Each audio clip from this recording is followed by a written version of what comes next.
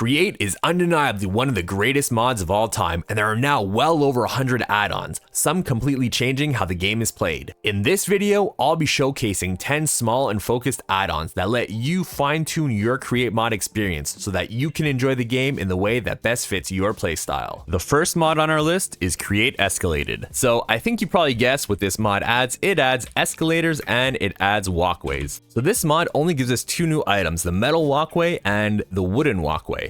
The appearance here depends on how you place the block. So if I go ahead and I break this, it works a lot like a conveyor. So if I just right click here and I right click a destination, well, that's going to make the walkway. And the same is true for the wooden walkway. For the escalators, it's a bit more complicated. I have to click on the shaft down here and then I click on the shaft right up here, but the shaft can't be anywhere. So this has to be exactly 3 blocks longer than it is high. So if I were to go ahead and let's say place a shaft here and try to connect those, well, it's not going to work. So what I would have to do is just increase the height by 1. And then I would be able to connect it. So it doesn't work with the shafts added by Create in case. We have to use the regular shafts. So I'll just go ahead and do this. And there you go, they connect. So what about these handrails? So if the mod only adds 2 items, how do we add these to our walkways? Well, all you have to do is take a mechanical belt and right click the walkway and they will appear. And finally, we can also customize the colors of our walkways and our handles. So here we have a walkway that's been colored red. If I right click with a water bucket, I can remove the color. But if I want to change the color, let's say to a nice deep purple, I just use some purple dye and it changes the color. So any dye can be used on this to change the color, and we can change the handrails the same way as with the walkways. Up next, we have Create Sound of Steam. So in the base Create mod, if we have a fluid tank and we heat it up with something like a magma block and we put a steam whistle on it, well, if we give it a redstone signal, it'll make a sound. And we can use a wrench on the steam whistles to change the diameter, which changes the pitch by an octave. And we can also add segments to increase the pitch or reduce segments to reduce the pitch. So what Create Sound of Steam does is it gives us 9 new pipes, each with their own sound. So for example, we have the piccolo here, which makes a very high-pitched noise.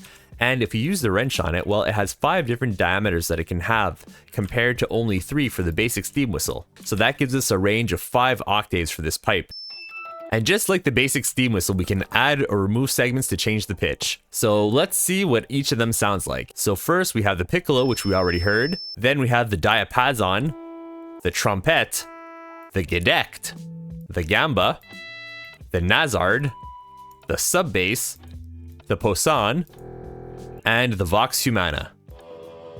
So although the mod adds 9 different pipes, each with their own sound, it's also possible to combine sounds together to create new sounds.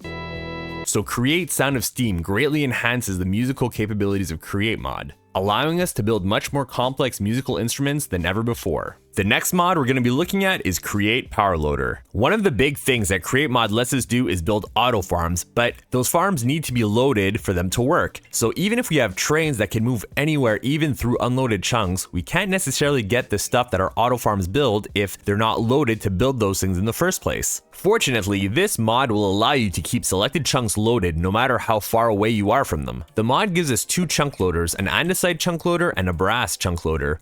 Both require rotation to work, and in addition, you have to capture gas to be able to use them. So in that way, they're a bit like blaze burners. So here I've set up a couple of chunk loaders to show you how they work. So right now, neither of them are receiving rotation. If I go and flick this lever, well, now we're giving rotation to this chunk loader, and we can see we're giving it 60 RPM, which is the minimum required RPM for the andesite chunk loader. And the andesite chunk loader will only load 1 chunk. So if I do F3 and G, that will display the chunk borders. So to show you guys a practical example, what I've done is I've set up 2 cobblestone generators in different chunks. So what I'll do is I'll activate the cobblestone generators, and the amount of cobblestone that they'll produce will appear on this display board. But since I only have 1 chunk loaded, we'll see that only one of the cobblestone generators actually produced anything while I was gone. Alright, so our chunk loader is active, so now I'll flick this lever and we'll see that they're going to start producing. We'll have a look at our display board, and then I'll teleport to a far corner of the map.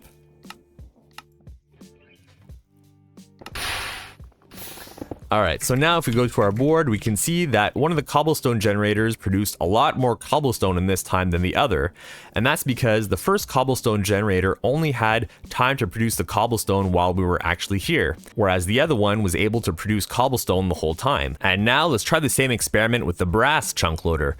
So the brass chunk loader is configurable. We can do either a 1x1 square, a 3x3 square, or a 5x5 square. I'll put it on the 5x5 square and give it some rotation. So it needs at least 240 RPM to be able to use the 5x5 square. So now not only will this chunk stay loaded, but also all the chunks around it in a 5x5 square. And now when I activate my cobblestone generator and leave, when we come back, we'll see that both of them have produced about the same amount. So now we see that both cobblestone generators produce a very similar amount. So they're not quite equal, but they're pretty close. So that means that they were both loaded during that time. The next mod on our list is Petrols Parts. So this mod adds a bunch of new ways to transmit rotation. And since I last had a look at this mod, they've also added a few new things. So the first item that we'll look at is the coaxial cogwheel. And all it is just a cogwheel without the shaft part, which means that you can stick another shaft in it and rotate it in the opposite direction that the cog is spinning. So what this allows you to do is be more creative, and ultimately it allows you to make some more compact builds. And of course we have the large coaxial cogwheel, which is the exact same thing in the large cogwheel form. So this is neat. This is a double cardan shaft, which is basically two universal joints stuck together, and it allows you to transmit rotation at a 45-degree angle. So instead of using some sort of gearbox, well, you can just make this direct connection, which only sends the rotation in the specific direction according to how you place these double cardan shafts. The mod also gives us a differential gear. So what this does is it takes the difference between the two inputs and gives us half of the difference as the output. So the inputs go into the side. So here we have 16 RPM and here we have 64 RPM. So the difference between those two is 48 RPM, and divided by 2 we get 24 RPM. There's also the planetary gear set, which works exactly like a large cogwheel, except that here the inner shaft rotates in the opposite direction as the outer cog part. And of course we have the colossal cogwheel. So this thing is huge, and you can put regular cogwheels in the inside, and you can put both the small and the large cogwheel on the outer part. So recently 2 new blocks were added, the hydraulic transmission and the pneumatic tube. The hydraulic transmission allows us to transmit rotation. So if we want to connect 2 points together, we place our hydraulic transmission and then we place another one at the destination. And now this visual setup is going to appear, and if we look at that spot, we have a few options. So I'll press enter to build, and that'll build the hydraulic transmission between these two. So if this were in survival mode, it would consume hydraulic transmission blocks from my inventory. And there's also the pneumatic tube, which allows us to transfer items. And placing the pneumatic tube works the same as with the hydraulic transmission. We click on our first block and we click on our second block, and then we look at this connection point and we hit enter. So Create Mod gives us a few staple items that we use in almost every build. So we've got our casings, our shafts, our gearboxes, cogs, some machinery, and of course the chain drive. But everything here is andesite. What if you want to have a different style? What if you want to use different materials? Well, Create Encase gives you that option. So now we can make a lot of these items with brass casings, copper casings, train casings, creative casings, which are made with corium ingots, and we can also make things out of blocks of industrial iron. So here's what these blocks look like made out of brass, out of copper, out of train casing, out of creative casing. By the way, the creative casings are only aesthetic, they don't add any extra functionality. So while we're here, let's just have a quick look at how to make the corium ingots. So all we have to do is take rose quartz, add lava, add chorus fruit, press it, and do that 4 times, and then we get our corium ingot. And finally, this is what these blocks look like made out of industrial iron. So for any of these builds, the recipe is the same, except we just substitute the andesite casing for the casing of our choice. And of course, we can also encase shafts with these new casings. So we also get a whole bunch of new cogs and shafts. So for each type of wood, there's now a cogwheel and a large cogwheel as well as a shaft. So while we do get a spruce shaft, there is no spruce cogwheel. Instead, we just have the regular cogwheels, which have a texture that matches spruce pretty well. And these new shafts can also be encased. So in addition to these wooden shafts, we also get a glass shaft and a brass shaft. So earlier I did say that anything made with a creative casing was only aesthetic. There is one exception, which is the creative cogwheel. So this is just like the creative motor, but instead of having a shaft as an output, it has a cogwheel as an output. And you can configure the speed the exact same way, and it also provides the exact same amount of stress units. So the next thing we're going to look at is the configurable gearbox. So if I place a configurable gearbox, it just looks like a regular andesite casing. But if I right click it with the shaft, well, we'll have a shaft output available. And we can customize this as we want. So if we want to get rid of the shaft, we can just right click with the wrench. Unfortunately though, we can't add shafts to the gearbox with the new shaft that the mod gives us. We can only use the regular shafts from base create mod to do this. And finally, you can also encase any of the cogwheels with any of the casings, leading to some interesting combinations. So in create mod, we have item vaults, and we have the 1x1, the 2x2, and the 3x3 variant. And one thing that Vibrant Vaults adds is a vertical variant of this. So these work exactly the same. So we can place a depot, we can place a funnel, and if we put something inside, it'll go in. And if we change the direction, well, it'll come out. So it works exactly like a regular vault. But the main thing that Vibrant Vaults gives us is vaults of all kinds of different colors. And these work exactly like the regular vaults from Create Mod. And of course, these are also available in vertical variants. So up next, we have shipping containers, which again, they work exactly like vaults. So if I put a funnel, I put something here, well, we'll see that it goes inside. And when I change the orientation, it will come out. So these are functionally identical to regular vaults, all of these right here, but they just vary aesthetically. So the looks are the only thing that matters. So we've got these shipping containers, we've got vertical shipping containers with the doors on top here. And then we also have the basic shipping containers, which they don't have any doors. It's only the shipping container texture that we see right here. We don't have the door texture on it. And we also have the vertical basic shipping container. So the last time I had to look at Vibrant Vaults was before Create 0.6. So they went ahead and added some new blocks that we got in Create 0.6. So we have the packager, the requester, the frog port, and the stock link. So these are all available now in every different color. So now you're no longer limited to just one color for your frog port, but instead you have a selection of all these colors here. So you can color code things, you can make your factory look nicer, and you can just customize it any way you like. Next, let's have a look at Create Goggles. So this is a great little mod that allows you to combine your goggles with your helmet, so you don't have to choose between seeing information in Create Mod and protecting yourself. So every helmet is supported, all the way from leather to netherite, including the turtle shell and the 2 diving helmets. And if you're wearing the golden goggle helmet, it'll even keep you safe from piglins.